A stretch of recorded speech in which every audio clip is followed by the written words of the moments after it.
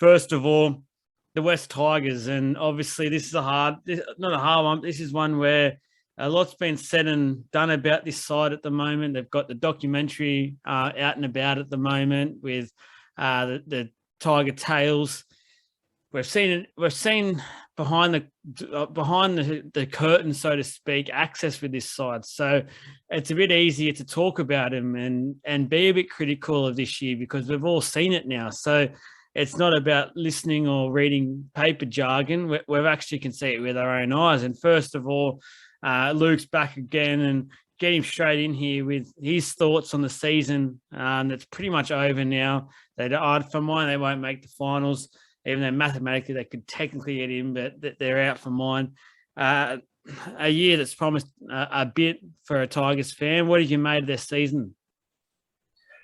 Yeah, look, I echo basically what you've said, Just there's always a lot of hope for the Tigers, but at the end of the day, if there's any club in the NRL where, if you look at from season to season to season, if anyone's had consistency, and not always a good thing because in this circumstance it's not, the Tigers always seem to have very similar years. They're there, they're not quite there though, and it leaves us wanting more. It looks like they're building, and drops. And look, I hate to point out one player in particular, but Luke Brooks has been in the league now since 2014, I think was his full rookie season. I do remember his debut against the Dragons the year prior, which was one of the better debuts, but 2014 was his proper start, I believe. He hasn't made a finals, and and before that they still haven't made a final since 2011. They had a good stretch there with Benji and Robbie 2010, 2011, but they haven't made a final. So it just seems same year, same Tigers for me. But look, and I forgot to tell you too, I've been able to watch the Tiger Tales.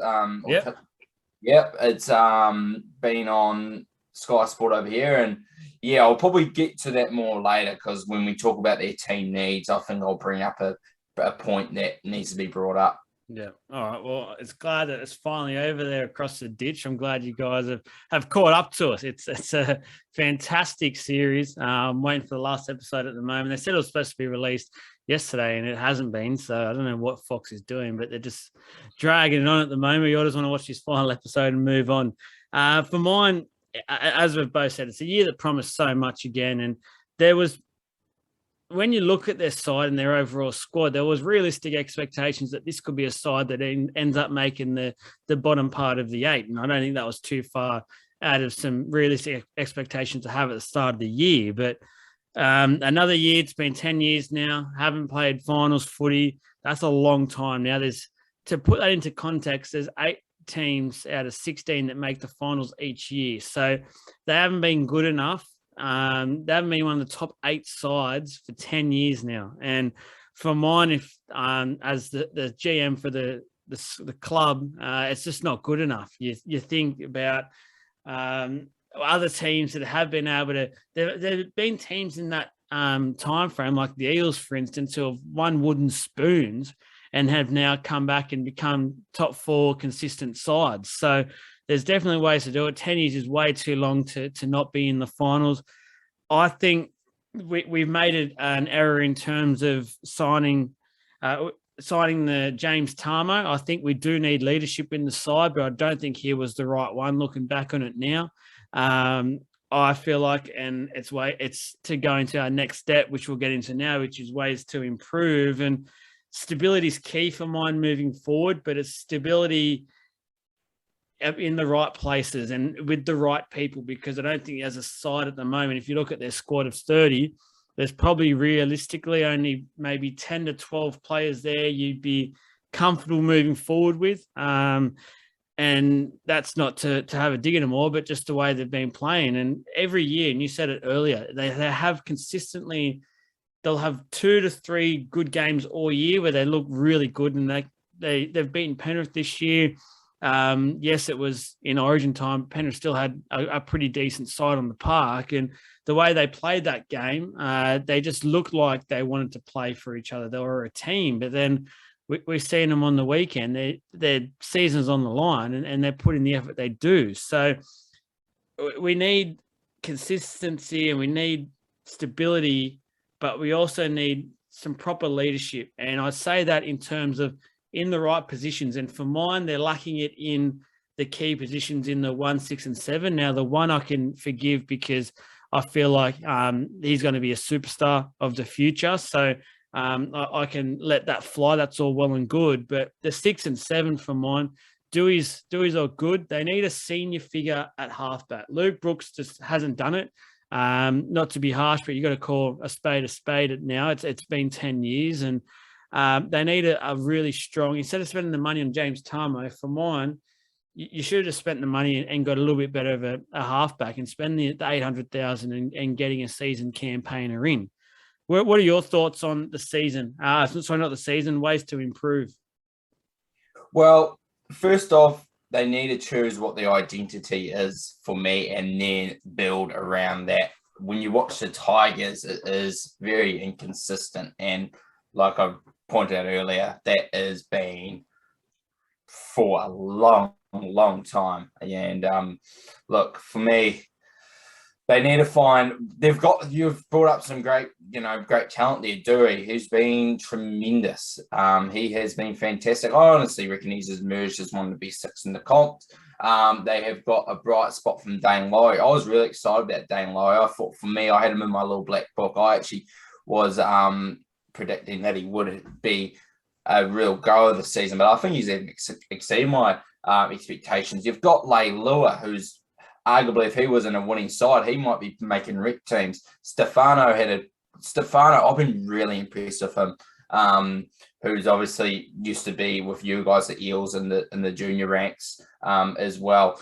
Look, they've got a lot of promising stuff. I love what they've got with Simpkins and Little. I think those are great hookers. So they need to find an identity that works hard, that I think they've got a lot of players that can play great attacking footy. So build around that. Now, for me, when I look at it, I'm happy with Dane Laurie. I'm happy with Dewey. I'm happy with Simpkins and Little finding that then spot. Now, right now, are they going to be in the top 8 team? I'm not too sure, but I don't know if that's realistically going to be the main priority now. But you mentioned the 7. Jackson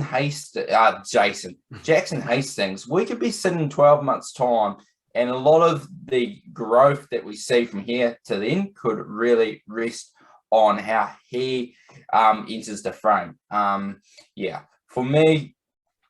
me, also the Madge factor, how they responded to Madge. Is Madge adapting his coaching to suit the players he's got? Like you said about Tarmow, who's speaking up at locker room, and that bringing out the documentary, no one. I can't believe it. And I don't mean to make this been the most vocal for mine. Yeah. I did a coaching degree, and I'm not saying I'll go and do Madge's job, not at all. But what we learn is to empower your athletes, let them lead. Madge's, and I actually don't even know. I think Madge could be better, but look, no one's screaming to get out their chair and lead. So for me, it's just finding that identity and the players that fit there. I also think of one area they can improve in to give them a little bit more of an attack and a bit of could resolve the identity crisis is playing quick, get a ball playing full 13. I know it's easy said than done, but we see the best teams in the league now are using that. And maybe that is by using Simpkins and Little at the same time. I know they're smaller guys, but hey, it's something different. So yeah, bit of a long-winded answer, but there's a lot to be solved. But there's a lot of good. Yeah, I think you hit something right, like a nail on the head there, is that in terms of identity, and we say this about every single team, and look, there's teams out there with the identity to win games 10-0 and wrestle away a team like the Storm, and you can say the Roosters, teams like that. They like to play that way. They're comfortable winning that way if they have to. The Tigers are on the opposite. They look comfortable for mine when they're winning games 36 points to 28, and that's just them. They've got to stop trying to emulate other teams in the comp that do things well, because that's what they've been brought up to do. for mine, the Tigers have always been a club since 2005, even earlier than that, before they won the comp, but that they played footy, that they like to play that bit of a touch footy style, and they were all out attack. And look, there is nothing wrong with it, especially these days with the way the rules are, but commit to something. I feel like Madge, for mine, I support what he's doing. It's not a thing on Madge at all, but I feel like he's just got too much of a mixture at the moment with players. There's a group of players that want to win a game 10-0, and there's a group of players that want to win a game 36 points to 28. So they've got to become one as a team, and they've got a massive off season, because on this next question, realistic expectations for next year, 2022, I've got to say this first, is that obviously the arrival of Hastings can be massive for him, but he's not that experienced playmaker key role that I was sort of looking for the Tigers. But there's rumours that he might be playing lock instead, and ball playing lock. That might suit the Tigers style a little bit more if that is the case. Realistically, if I'm the GM, I'm trying to sell the team and the club to sponsors and the fans. I'm saying we're going to be locked into a battle of the eight, but as a neutral, I have to answer this as a neutral as well. I've got to say that out of the teams around them and below them as well, is that they've probably improved the least out of all of them for next year so far. And they've got a massive month ahead in terms of signings and just to get everyone on board. Otherwise, for mine, they're looking like a bottom 2 to 3 club next year. Luke, how do you see the Tigers? Yeah, look, I want to put my optimistic hat on here, but let's just be quite honest. I do think where they currently now, they're sitting 13th. Look,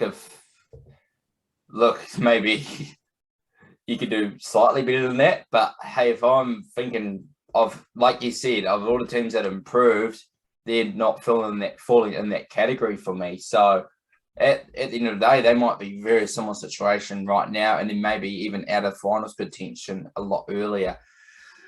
Brought up, yeah, it's just that Hastings factor, and you brought an interesting point about that 13. Look, I understand that ball playing 13, as I've mentioned, but he's not built like that. If he was to be a ball playing 13, he'd be utilised like Josh Hodgson is, I believe, like kind of little doses, kind of move in and out of different positions when, obviously it's gonna, if he's making tackle after tackle, kind of in the thick of things, it's just gonna minimize his impact, I believe. So I don't see him being 13. I think he will go 7. But yeah, you could sell it to the fans. This is year one of us knowing where we are going to sit in terms of direction. I do think there's positives, but the first thing that needs to happen, that divorce with Luke Brooks. And it does look likely. Well, it looks very likely actually. But I actually think there is, if things are trending the way they are, and those young players start to flourish, like Stefano Dane, like we've mentioned, it could be just this year when it just clicks. But you got to make moves. You got to make the right moves, and you just got to be the moves always have to fit that direction that you want to follow. So yeah, it could potentially be not a good year in terms of ladder position, but year one of, okay, at least we know what we are. And I think there's been promising signs that could be the case. I think you're absolutely right there. I think the divorce with Luke Brooks is about to happen. I think he gets pushed out the door in the off season, to be honest, because for mine, Hastings hasn't gone there to play a bench role. He's gone there to play consistent 1 to 13 footy. And for mine, it looks like he will be the halfback. And Dewey and Laurie will be the first 2 picks. So they've got the fullback and 5/8 spots sewn up. For mine, they've been the only 2 that deserve it from this year. The rest can fight it out, but for mine, Hastings has gone there to be the starting 7. It's just time to mix that bit up.